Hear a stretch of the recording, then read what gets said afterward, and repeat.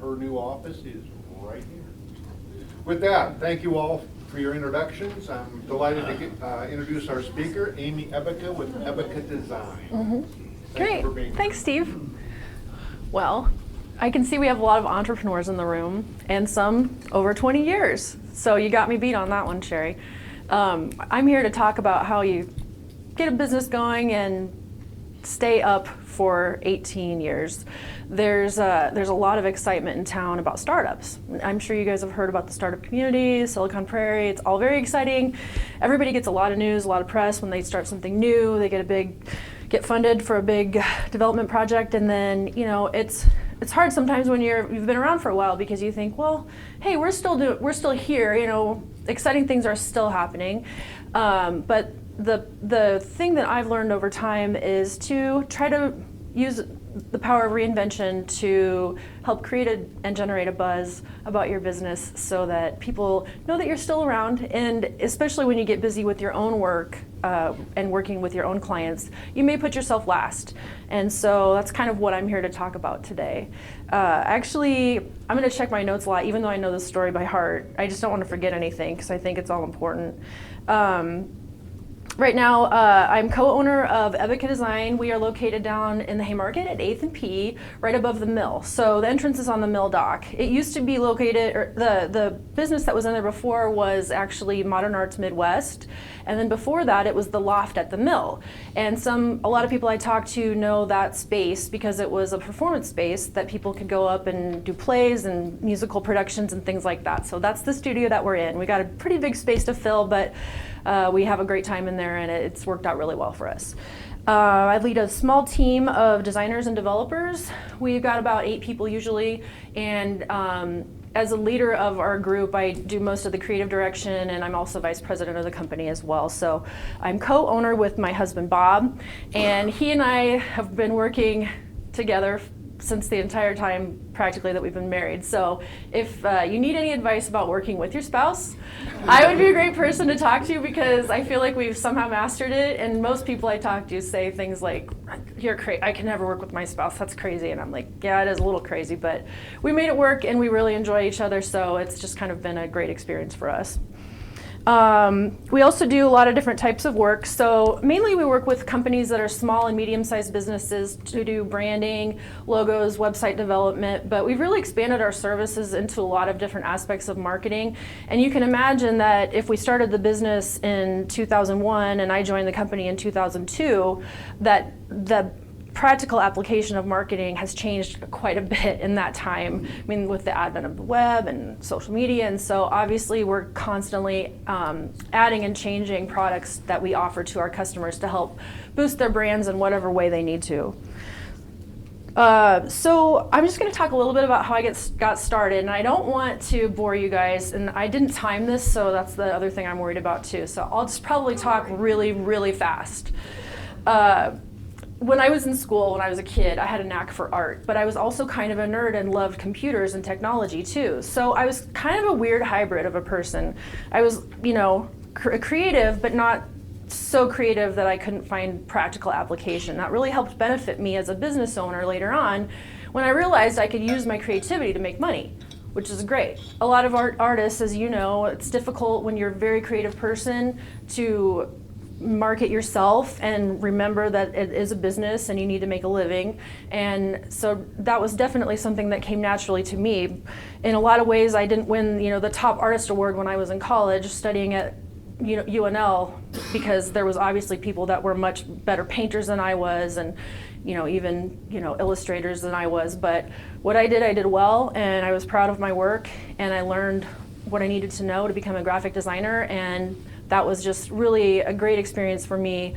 I have a bachelor's degree in fine arts from the University of Nebraska-Lincoln, and at the time their graphic design program was just being developed. So we had these little Macintosh computers, they're about that big, the white ones with like the drives that held like 64K of data. So a lot of times when we would make projects, the disks couldn't even hold all the data that we needed to save our work. So it was a tough time, but that evolved quickly, and UNL caught up, and by the time I graduated, we were using Adobe Creative Suite, and all the same tools I use today we were taught when we were in school. So it just took some time for them to get caught up. definitely when I was in college, another important thing, and if you know anybody that's in college, if they want to become a business owner or just want a job in the future, make sure that they find jobs that apply to what they want to do. So when I was in school, I worked at the Office for Student Involvement, and I created posters and flyers for the University Programs Council and the Women's Center and other UNL groups. So I was doing graphic design work as early as when I was, 18 years old, which was great for clients and meeting with them, and I really enjoyed it. And I also worked at the Daily Nebraskan as an illustrator. And I always joke because I got paid $8 a spot because you do like a little editorial design, and but I learned how to get mine done in like 30 minutes, so I made like $60 an hour, which was unheard of back then. So, but yeah, we didn't get paid much, but it was fun. Immediately after graduation, a family friend introduced me to the owner of Irvin & Smith Direct up in Omaha. They're actually still a very, very highly successful advertising agency in Omaha. Irvin & Smith was my gateway into the business. They took a chance on me because one of their clients told them to, basically. And so I had my job locked in before I even graduated, which was really nice. Unfortunately, they didn't pay me much, but I was willing to get my feet wet for almost nothing and just make sure that I could show them that I was worth the money. And eventually, as I worked there for a few years, they realized that I had potential to become art director, so I was rapidly promoted through that system and was able to work with clients like First National Bank and their division, First Bank Card Center, which was their credit card division at that time. So handling these big clients when I was just in my early 20s was challenging. I worked long hours and I worked hard, but I definitely felt like I got my feet wet really quickly because they just threw a lot of responsibility at me and I was ready to take it on, so that went really well. After that, I got a little burnt out. Those kind of 60-hour work weeks will get you after a while, and I wasn't feeling as creative as I should be, so I thought maybe I'd go get my master's. So I went to apply at Minneapolis College of Art and Design. I didn't get in because they only took like 12 people, and they said my work was a little bit too mainstream. It wasn't edgy enough. So because I had been working at an ad agency for that time, but I wanted to move away, so I moved to Chicago, and I lived there for about 6 months. But then I realized that the big city life was not for me, and ended up coming back to Lincoln because I love it here. And obviously, it's we all know what the great things are about Lincoln. But I was glad that I at least tried the big city living just to see what it felt like, and then decided that, yeah, no. It's expensive, it's a little scary, I don't know, I just like it here. And all my friends and family are here too, so obviously there was a big draw there. When I got back into town, I wanted that big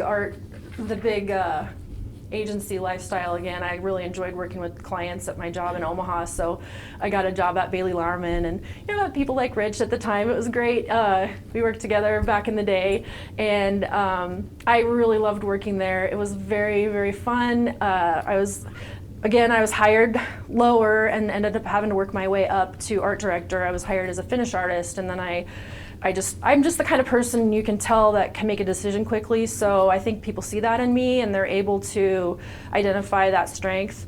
And so I didn't stay in the finish art role for very long before I moved my way up from production designer to art director. Again, working with clients like Brian LGH, Runza, had some fun clients and did some fun projects and campaigns that I was probably a little in over my head, but honestly, you get those situations that sink or swim, so we had a lot of great people to learn from and some really great, talented folks there, so it was a really great experience for me. Unfortunately, at that time was 9/11, so we can all remember after that. Bailey Larman was really great in the aviation industry, but they had a lot of really big aviation clients. And after 9/11, if you were around back then, you'd know that the aviation business didn't really do that well after 9/11. And there was a lot of fear about flying and a lot of economical uncertainties. And so there was a lot of layoffs at my job. And at the time, a lot of my good friends were getting laid off. And it really made me nervous. It made the culture a little bit more nervous as well, because no one wants to get laid off. So my husband had started Ebbeka Design on his own a year prior, and even though I knew that that was a very risky move to join up with him, I did so because I was almost wanting to take my future into my own hands. And maybe as entrepreneurs, you may have identified with that feeling where you you don't care if you succeed or fail, but if it's on your own terms, you're kind of okay with it.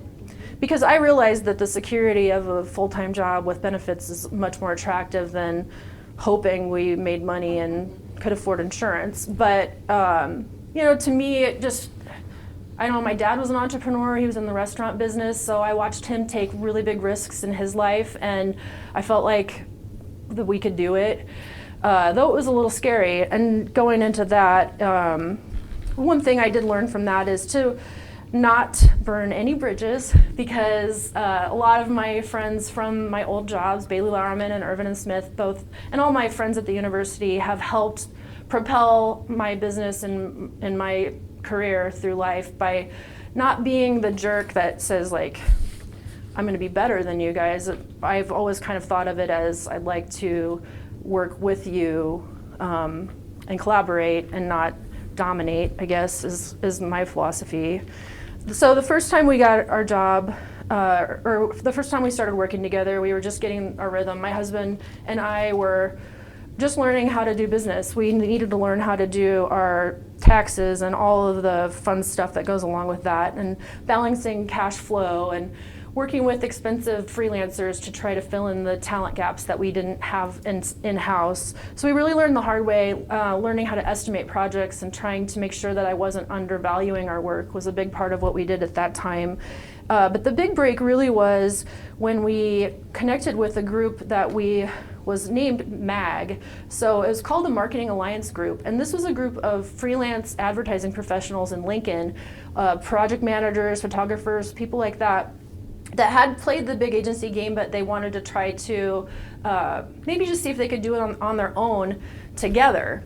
And so it was really nice. We got to work with clients like Children's Hospital and United Way. We're going to set up an LLC, but I think everyone independently in the group was a little bit too gun shy to sign paperwork on that sort of agreement where we actually would create an agency. So at that time it sort of disbanded, and it didn't turn out great. I think half the people kept working together and the other half kept working together. It was, it wasn't great, but in business you like to stick with like-minded people, people that share your values, and so it was definitely beneficial to make those connections, and also just to say we were capable of doing bigger work, more than project work. We were doing more campaigns and things like that. So definitely that was a big part of what we did. And getting to know those people in town here was great, because we would give them referrals and they would give us referrals. So we felt like we were really starting to gain some traction on our new business, and getting a lot of repeat clients as well. So yeah, we made some mistakes. At that time, luck brought us, I would say luck, but brought us a new intern named Matt. He came from SCC. Milford at the time was the graphic design program, and they would do a 2-week program, and we really needed to get we had plenty of work, but we hadn't found the right person to work with us. And here we found this guy. He came and worked, he had a 2-week internship. He worked for 3 weeks for free. Because he wanted to work extra. And we're like, I think we need to give you a job because you're awesome. So we had to get a new office and move into a bigger space. We moved over into South Street, and we were there at 2008. It was right over on 27th and South, over by Paisanos. And at that time, we really, as growth was expanding rapidly, we needed to get used to our processes. So we worked really hard on figuring out how to keep track of our time electronically, not just on paper, but actually get everything on the computer and databases and things like that. Getting our storage, and I'm sure in IT you can relate, backing up your work, and definitely making sure that people can access files in the future and have that be an ongoing effort. We had some quiet times at South Street, and honestly it was a good time, but there's a lot of hard work that was done during that time. I just remember that time being like just grinding, just working so hard just to try to get it to going. During that time, I was named 40 under 40, when I used to be under 40. I'm no longer under 40, but I maybe have the spirit of a 40-year-old. But definitely that kind of was a great boost to know that I was on the right track as an entrepreneur. So that was a neat award for me to receive. At that time, social media was just getting started, and so what we realized is if we weren't really doing anything in the office, we didn't have anything to share. So the world was changing. You couldn't just sit in your office and grind anymore. You actually had to get out and give people the impression on social media that you were doing fun things all the time, because that's what people want. So at that time, we decided to sign a lease in the Haymarket. And our friend Jenny actually found the space on Craigslist, and she needed a photo studio, but then there was 2,500 square feet outside there that she did not need, but it was such a cool place, so we decided to sign the ink on that. At that very week, Matt put in his 2 weeks.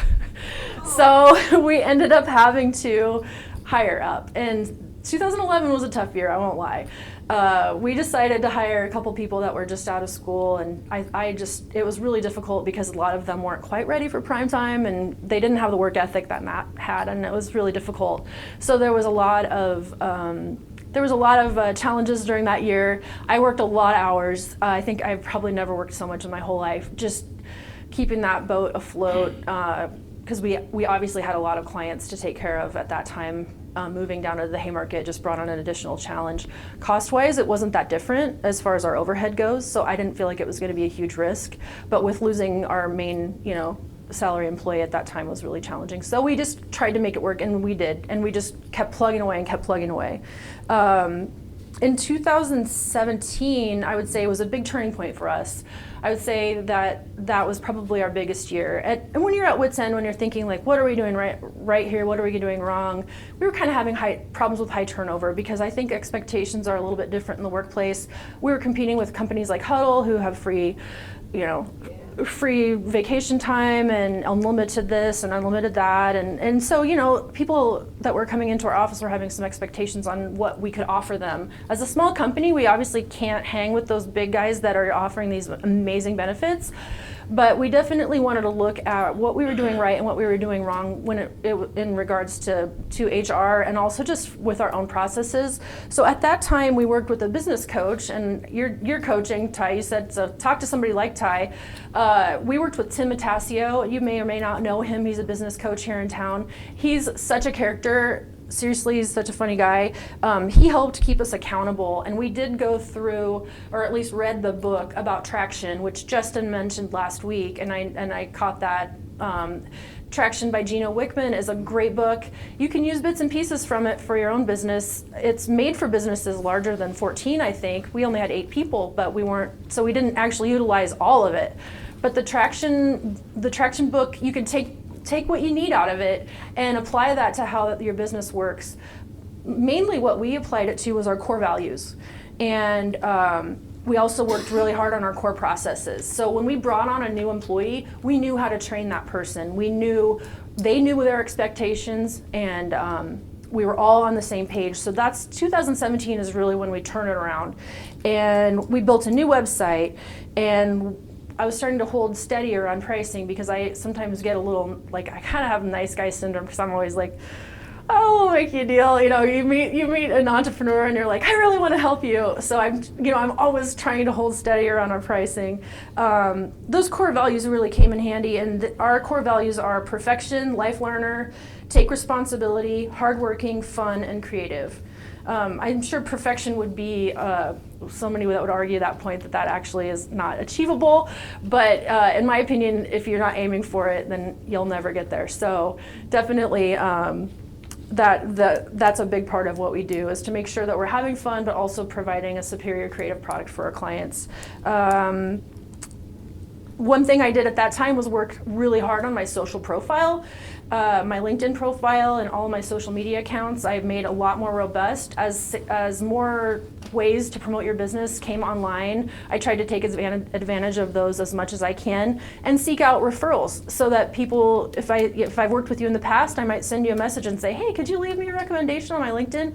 Doing a little bit of that, people are always happy to help you. I've noticed that in Lincoln, definitely a lot of people want to support you and want to see your business grow, which is fantastic. And we have such a great business community here. People are always very helpful in whatever you're trying to achieve. So reach out to those people and ask them for recommendations and see if you can't add that to your website or your LinkedIn profile, because I think it makes a huge difference. This last year I tried to network more, and I am a bit of an introvert at heart, and I do like to work, and I like to work with clients one-on-one, but I don't find the group of 80 people at the chamber early but comfortable for me to walk into and make connections. So I don't know, does anybody else feel that way? Like it's a challenge, right? Introvert's challenge, right? So what I've tried to do is just erase that whole way of thinking from my mind and put myself out there. So I'm doing more public speaking like this. I'm definitely walking into more rooms and trying to be more confident. Sometimes I like to have a wingman with me, so if I feel kind of awkward in the corner, I got at least have one person to talk to. But the thing I found is networking after you've been in business for 18 years is a lot easier than networking when you've only been in business for one. Now I walk into any room and I'll know at least 5 people just right in front of me, like today. It's just amazing. Lincoln is such a small town. It's just great, and we've made so many great friends along the way. Definitely another thing that we've done is create, changed our services. So in 2017, we started to offer videography and photography into our services because our clients needed those products, but when we were trying to hire it out, they could not afford the high-ticket items that video production companies were offering. So we looked in-house, we got a great suite of products for us to utilize, technology and all the cameras that my husband Bob bought, and he has just gone out of his way to make sure that we do a wonderful professional job at a smaller price point so that we can actually get the video on our website so our clients can have more success. I feel like I haven't talked about how much I love clients, but I will tell you one of the things that has always kept me going is the great feeling I have when we work with a customer and they succeed. Kind of like your consulting client, like holding them up and saying like, you're winning the Inspire Award. That's just great. Like that, I can imagine you take a lot of pride in the fact that you've helped someone achieve something that they didn't think they could do on their own. And that's a great source of pride with me, is to watch people like Nancy and have success and talk to Barnes & Noble. And it's just amazing. Like, it's just great to see and watch these companies evolve over time. So just this, and briefly, oh my gosh, I talk a lot. I'm so sorry. You guys are probably dying. If there was anything I wish I could have done differently, I wish I knew Amita 18 years ago. She's awesome. She works for NBDC. She could have helped me so much. I mean, we would have had so much more success with someone like that on our team. She can help with business plans, financial goals. I'm sure you could find grants. Honestly, she should just do a talk next week. Get her on the book, Steve, because she's awesome. That's the sort of thing I really wish I had. I wish I had that guidance. We didn't have the internet quite as much as we have, like in 2001 and 2002. Just the vast amount of resources weren't available to us. Connecting with someone like that would have been invaluable, and I do regret that we weren't able to do that. I didn't have a business plan when we started. We're creative people. We didn't do a business plan. We didn't need any money for the loan, so we didn't do one. I wish we would have done that. I also wish we would have marked ourselves as a woman-owned business. We were 50-50. He started the company, so he's 51% shareholder and I'm 49. If we would have flip-flopped that, would have been benefiting from all sorts of women-owned business incentives. So, which we could always change it, but I know. I don't know. I just wish we would have done it differently in the first place, because I think we could have capitalized on that over the years. I really have ended up being the front-facing member of our partnership. He's so shy. So like he would never ever do anything like this, and so I'm like the least shy of the two of us. So I guess I'm the winner. But no, he's so introverted, but if you get to know him, you realize he's actually pretty outgoing guy, but you have to get to know him first. So yeah, the women-owned business, I do feel like I am the face of the company, so I might as well have done it that way in the first place. So just to recap, some of the ways that we invented ourselves were changing locations. Rebranding was a big part of it, and it helps that we actually do that that's part of the work that we do for our customers. So you would think it would be easier, but we actually are usually pretty busy working on our client work that we don't work on ourselves enough. So that's a big thing for us to look at ourselves and rebrand. It takes a lot of time.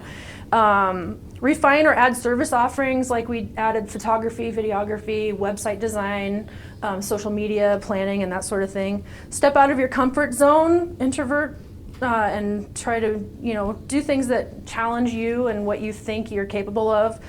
Make new connections. going to things like this are great. You never know who you might meet, and just be persistent, because you just have to keep grinding and plugging away, trying to make yourself more successful and keep the boat afloat.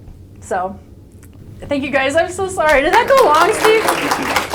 You're fine. Thank you so much. Okay, you can take questions if you want. No, yeah, we have time for a few questions, so if there's any questions. Amy, one of the things that I really liked about working with you the first time and especially this time with the rebranding is you get it. When you're a small business owner, you want to be cool and you want to go to somebody, usually can't afford the people that will, do the most current ads or, products and things. But you also don't want to give away your brand and that sort of thing. So that's one thing I really appreciated, is because they get it. The other thing I wanted to say was I liked the way you went into photography and brought that in. I wish somebody would bring in archiving images, and the scientific illustrators of Nebraska said the same thing, that nobody has a really good system for archiving your images. And so I spend so much time looking for stuff that I did once, and then it's not in the right format or whatever. So if I could go to somebody that would look at all my stuff and help me archive it so that I'm just really cool, I can find what I need. I don't know if you're the one. A professional digital organizer. Yeah. Yes, there you go. There's a new job. Someone needs to sign up for that role. Lots of people that did use that. Yeah, that's a great idea. Thanks, Nancy. Haven't we had a speaker that was talking about Yeah, that? we've got, if you go out onto our YouTube channel, we do have somebody that talked about digitally archiving family photos and stuff like that. Yes. And there might be a lot applicable from that. That's Tamara Guthard, but Yeah. she doesn't go into on the other side. Yeah, I tried talking to her. Okay. Yeah, Next question. yeah. Yes, you rattled off a list of things that you do to keep in touch. Perfection, accountability, have fun. I didn't get them all written. What are my core values? Because I should know those off the top of my head. Let her find that after we get done here. Okay. Yeah, those are our core values. I don't have a question, but I have a comment that probably will benefit a lot of people. And I won't explain how I got to the position that I am. But in 2013, I finished my degree at UNL in marketing. As far as video services, one of the things that I wanted to start, which again, I'm kind of like you, I am not outgoing at all. I cannot just walk into some place and talk to someone. But my idea was this, that you need to provide a business service that would do advertising for a person or a business that they could change once a week. The thing about ads nowadays is you see that same ad all the time. Bam, bam, It's 'cause you bam. paid so much Now for you it. don't pay attention to it. So if you were able to do that for a small business and create a television advertisement that they could change once a week and tell them, this is our weekly specials, that would be something that would probably benefit not only the community, but benefit your business. That's a great idea. Okay. Last question, Rich. That's really not a question, but it's a comment. First of all, Amy, I wish I could have worked with you longer. You're a terrific talent, and it's been fun to watch Amy's meteoric rise in the marketing and communications community here. She has worked very hard at the whole extrovert adoption for the business, but it's what she does and very, very well. I think what she and Bob have built is something that we as a community should be very proud of. I give her highest recommendations when people ask me of a smaller firm for people to work with, and she takes a very big league mentality and product and creates wonderful things for people of all scale. So just very proud of you, Amy, and thanks, the Rich. success that you've had. and I'm one of your biggest cheerleaders, and I'll continue to send business your way as I can. Thanks, Rich. That was better than a question. Oh, my heart is full.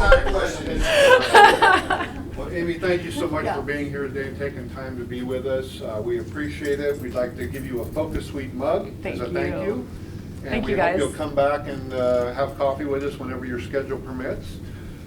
With that, we're adjourned. Please come back for next week's coffee.